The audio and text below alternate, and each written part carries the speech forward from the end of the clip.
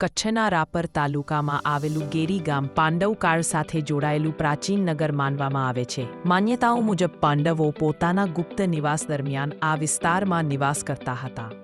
ગામમાં અને આસપાસના વિસ્તારોમાં એવા અવશેષો છે જે આ દાવાને સંકેત આપે છે. ગામથી ઉત્તર દિશામાં લગભગ 5 કિલોમીટર દૂર હિંગળાજધારના પર્વતીય વિસ્તારમાં આવેલી ભીમ ગુફા એ વિસ્તારનું સૌથી રહસ્યમય અને પ્રાચીન સ્થળ છે.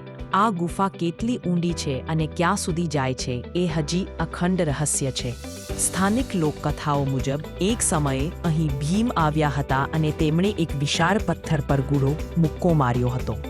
એ સ્થાન પર આજે પણ પથ્થર પર એવી છાપ જોવા મળે છે જેને લોકો ભીમગુડો તરીકે ઓળખે છે. આ વિસ્તાર આદિમાનવોના નિવાસસ્થાન તરીકે પણ રહેલું હોઈ શકે છે.